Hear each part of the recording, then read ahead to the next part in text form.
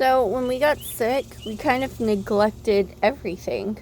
We made sure the animals were fed, but even that was difficult. We had to hurry up, come out, feed and water everyone, and then get back inside. And it was awful. We were sweating. We were so sick.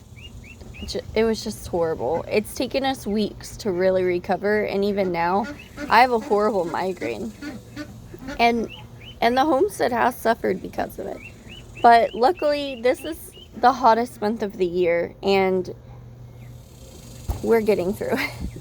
So I just want to kind of show this of some of the plants that just took a beating and died because we were too sick to water them. And sometimes that happens. Life is going to happen. You see so many pretty pictures that we post on Instagram of how beautiful things are, and there are a lot of beautiful things on our homestead right now. A lot of really pretty, fast-growing, easy to take care of plants, but there are also a lot of things that we can't keep up with because life does happen. And I don't want people to get discouraged and think that just because you got sick, had a family emergency, got tired, got busy at work, whatever your circumstances are, that you failed at homesteading. Because for me, it's not, oh, there's always next year. It's, oh, there's always spring. Oh, there's always watermelons during the summer, or cucumbers during the beginning of summer, or peppers.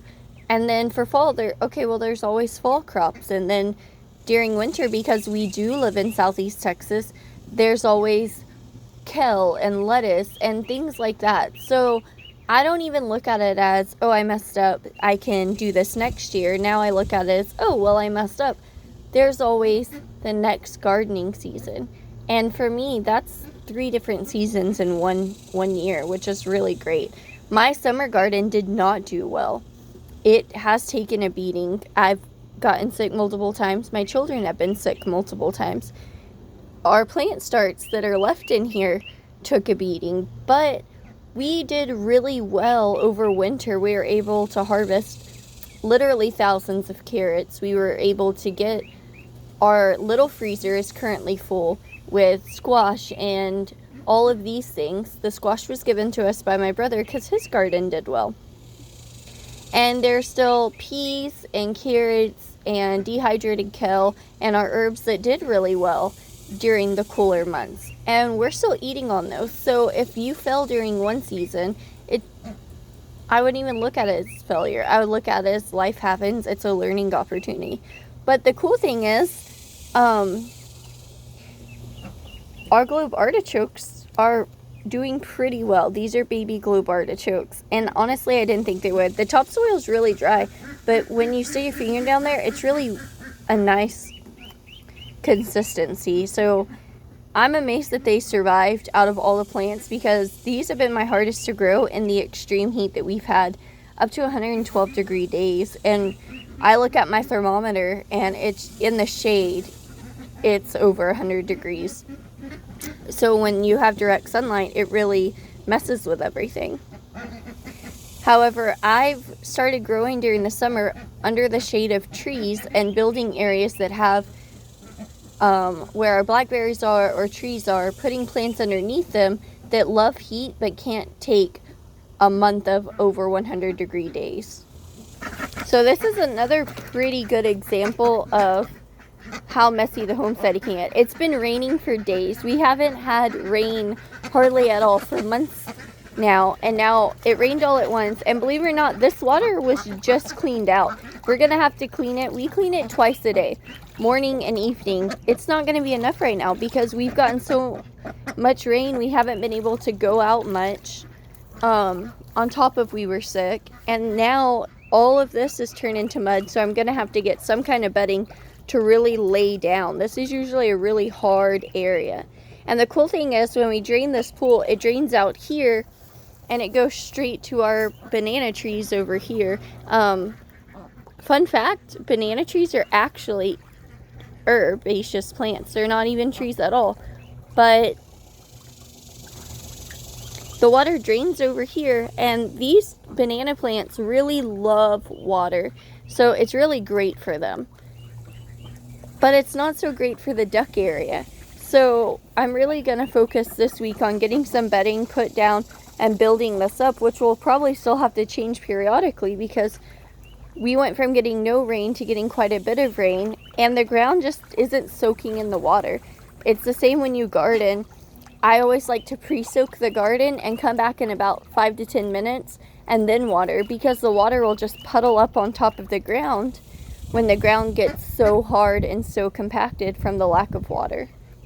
So if you come out and you're just starting with ducks or plants, don't be surprised when your water looks like this, and don't get discouraged, because when we take our pretty pictures of our ducks in the water, chances are we just changed that water. Ducks are messy animals. It's just a fact. We change the water multiple times a day.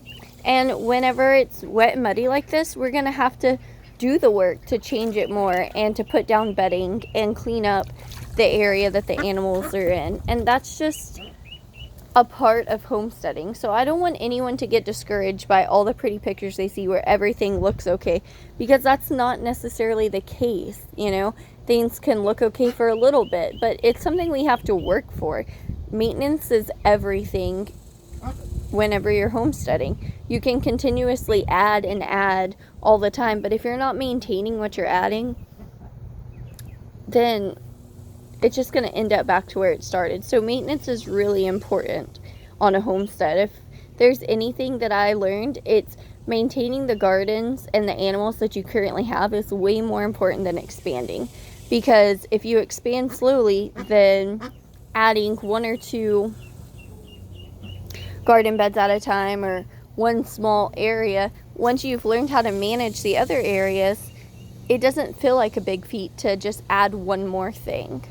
And so that's the really amazing thing about getting a system in place and kind of learning that system. So one last thing I want to show you is this. It's kind of makeshift put together because in the process of building it, we got really sick and we were down for over 3 weeks. But I took this IBC container and I told my husband that I wanted it to be a chick brooder. And he did. We managed to make it. And some of this is just shoved in here. Like this is just shoved in here because we got sick. But all of this, like this is eventually going to be welded on. Right now it's zip tied on. We just cut the frame out and then put this on it. And then put some predator wire on it so that nothing could get into it, which is really cool. And this is the door for one of our old kennels that was trashed, so we just repurposed the door and repurposed a free IBC container that we got from his work. And inside of it is all this hay, so we can put animals in it and not have to worry about keeping the temperature at that 100 degrees and then dropping it 5 degrees. And the really cool thing is, when this is undercover, this lid comes off and you can drop a light inside of it. But here's the thing. We live in Southeast Texas, so this is not going to work for summer in Southeast Texas. Our days are 112 degrees. This is going to heat up the babies, and they're going to get too hot. They're not going to make it. So this is really going to be, for us, a late fall through late winter. So you're talking about October and November through March. And then after that, we will not be able to use it unless it is inside of a building where the sun can't touch it at all.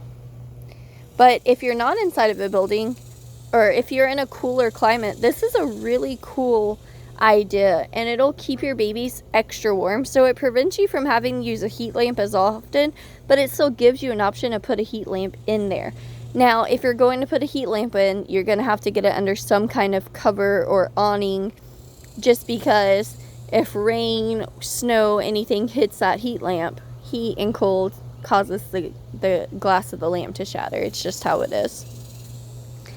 So it's nothing fancy. It's literally, the IBC container is completely intact, except for